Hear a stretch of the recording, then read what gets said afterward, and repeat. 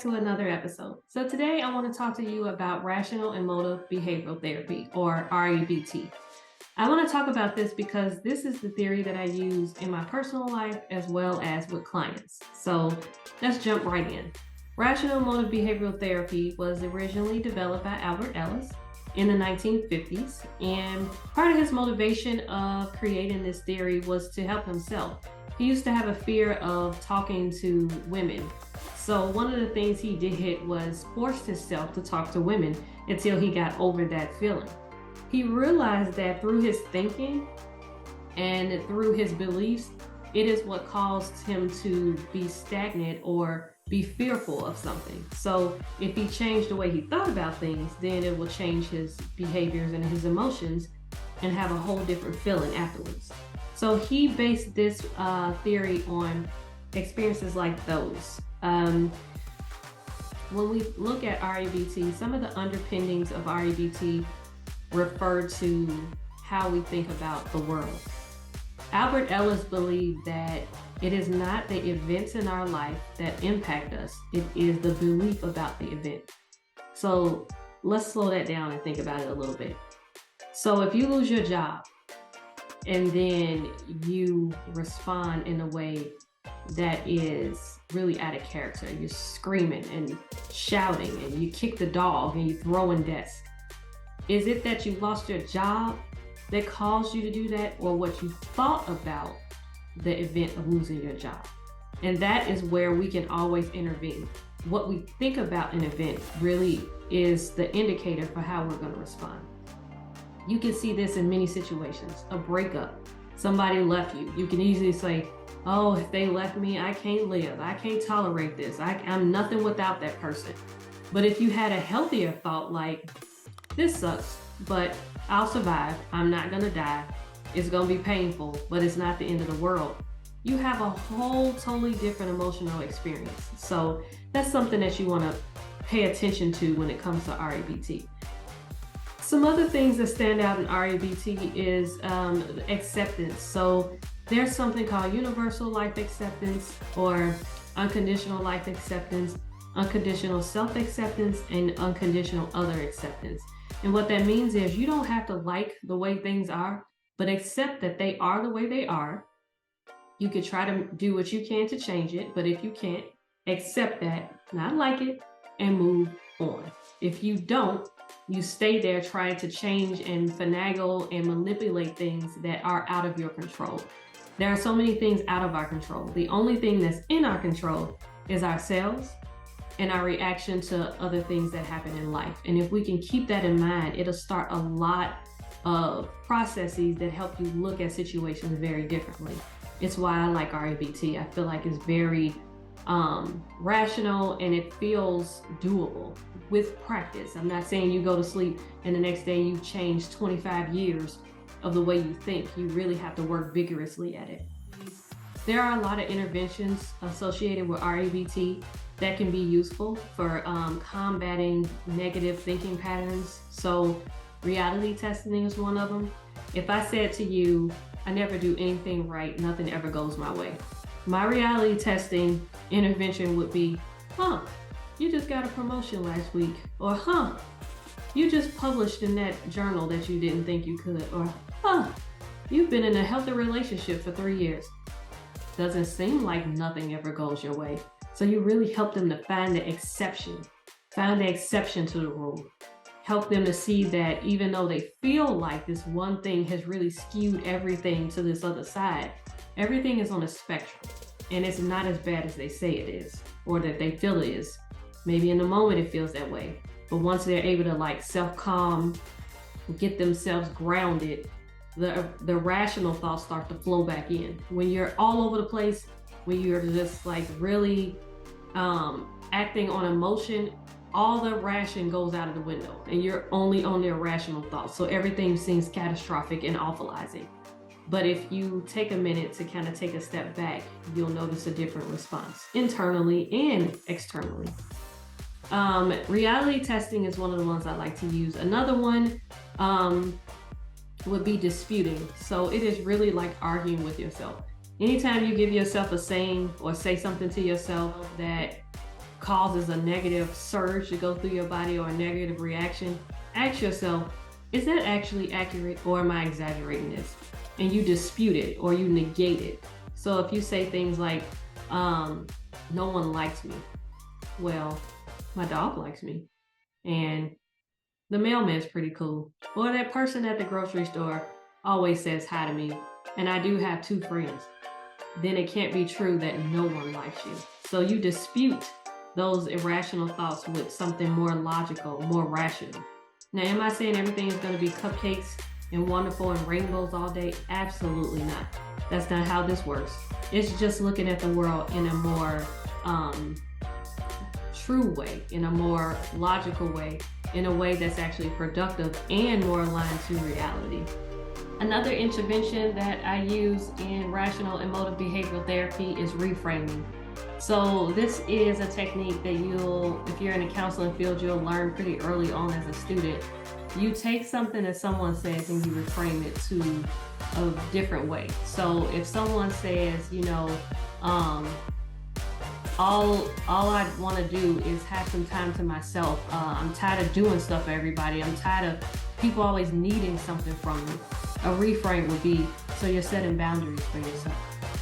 You see how I took the meaning of what that person said, but really honed it in to show this is what you're really saying, and this is the action that you're taking, and it just is more aligned with what the person is trying to express. So reframing is something that you can use often. I've had parents who feel like they're too strict or they are too involved in their kids' lives, and I would reframe that as like, sounds like you really care about them, So that takes practice, but it's something that we can use to help change the perspective, or we can use for ourselves and for clients to help them change the perspective of some of the things that they bring to counseling. Cognitive homework and bibliotherapy are other interventions. So cognitive homework is when the person is assigned to actually track how they're thinking about things, write down those illogical thoughts, and then debate those illogical thoughts. So if you're having irrational thoughts, then you need to write down that irrational thought, but also counter it with something more rational, something more aligned with reality. The more the person does that, the easier it'll get. And you know how we talked about it took 25 years to get to this point. You've been thinking a certain way for all this time, and it's not going to happen overnight. If you think about these interventions, think of them as new habits. It takes a while for us to develop new habits. It took a while for you to develop the kind of thinking you're in now. So give yourself the common grace and courtesy to learn a new habit. It is very possible, and it's learned behavior that we can correct.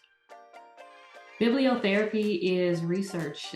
Go and read a self-help book on how to lower stress. Search more about the mental illness that you might be dealing with or a client might be dealing with.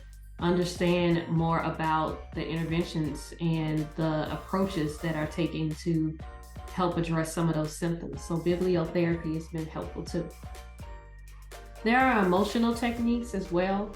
So rational emotive imagery and role play. The imagery is sitting in a counseling room or sitting in a quiet space. It's kind of like meditation, where you kind of imagine the thing that may be causing you stress. For instance, I hate ants. Not one ant, but clusters of ants.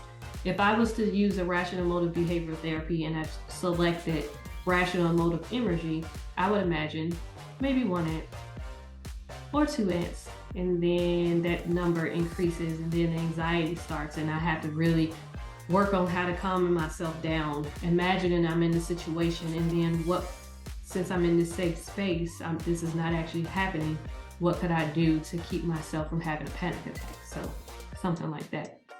Role play, you can role play with a counselor, or role play with a friend, or role play with someone and kind of work out problems, whether it's a conversation that you have to have that's difficult.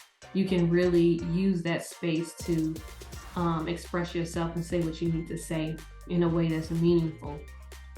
Humor and encouragement is another thing. Dr. Ellis was very humorous. He liked to laugh. He thought it was very helpful if the client laughed, not laughed at the client, but with the client. And a part of it is the human experience. We need that, and we need to not be so strict and sterile and rigid all the time, but really loosen up and learn to accept life, all its punches and all of its intricacies, but with a sense of humor and encouragement with it. And then earlier I mentioned unconditional acceptance, which is not liking what it is, but accepting it is what it is, given you did everything that you could to influence the situation or try to control it. And if you can't, you just have to learn to accept that. And that sounds really simplistic, but that it really is just what it is, learning to accept. Some of the behavioral techniques for REBT includes shame attacking, paradoxical homework, and in vivo desensitization. Those are things that can be done in session. For instance, shame attacking. We talked about how Dr. Ellis, felt shameful or embarrassed to talk to women. So he would dispute those thoughts about him not being good enough or not being capable of talking to women by actually going out and doing it and really like showing those thoughts who he is, show them who's boss, you know what I mean? Really showing those thoughts that he had the control and he was the boss in changing that narrative.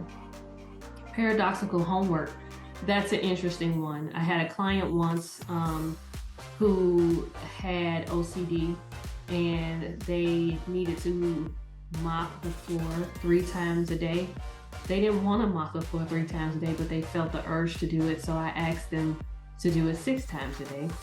And the first 2 weeks they did, but at the 3rd week they was like, I only did it twice. I just couldn't do it. I'm tired of doing it. And so the paradox there is, you tell somebody to do something that they are consistently already doing with the hope that they will either figure out logically this doesn't make sense and isn't necessary, or they just get tired of it and they stop.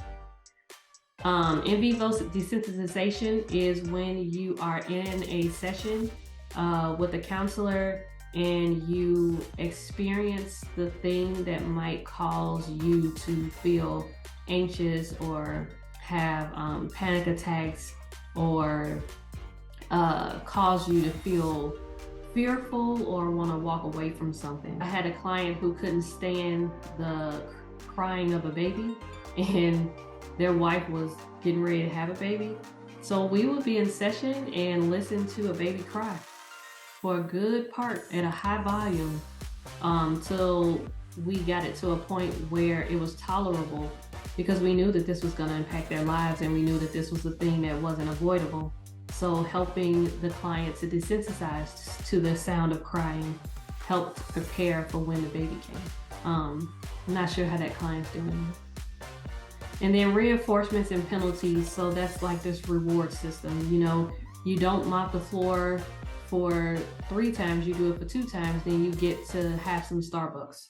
Or like with kids, you do your homework, you get an allowance. Or, well, not my case, that's not the case. You just need to do your homework. You don't get an allowance for that, but you get the point.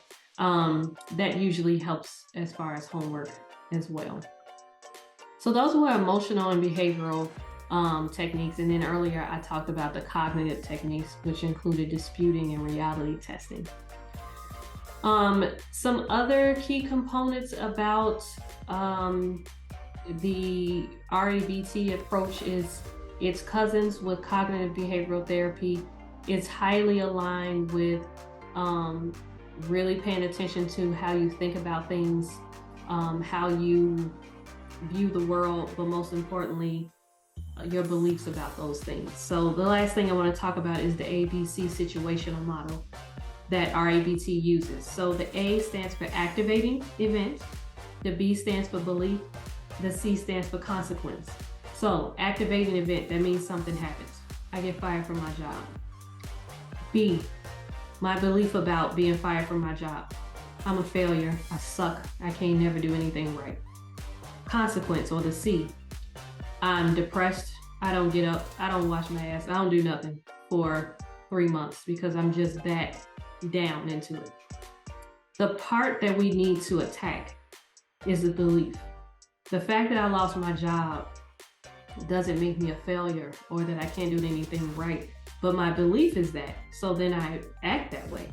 So we want to use that irrational belief, and we've identified it. We want to use a more rational belief, which would be, it's unfortunate that you lost your job. You need to find another one, but it doesn't mean you're a failure. There are many things you have done well at, and this one just didn't work out. And when you do that, something called D, that's disputing, that happens, and that's part of the ABC situational model as well. It goes A, B, C, D, E, but they call it the ABC situation model. Stay with me. The D is the disputing. Like, yeah, that sucks. It's unfortunate. I have to find another job, but I'm not a failure. And then from doing that, if you think about the belief that you had, I'm a failure, I suck, life is ruined, to this sucks, I hate this, but I can find another job. The E is a new feeling, or the evolved feeling that you feel after you've disputed that irrational belief. And the response is much more in line with reality. It isn't catastrophized, it isn't blown out of proportion. So you're looking for a way to dispute that irrational belief that happens at the B, so that you have a more rational belief and then a more rational consequence, and then new feeling eventually. I hope that makes sense. If you want more about this, or more specifics on specific techniques, or the ABC situational model, or more on REBT and why I chose it as not just something I use with clients, but as a lifestyle, please reach out. And I'd love to see your comments below. All right, take care.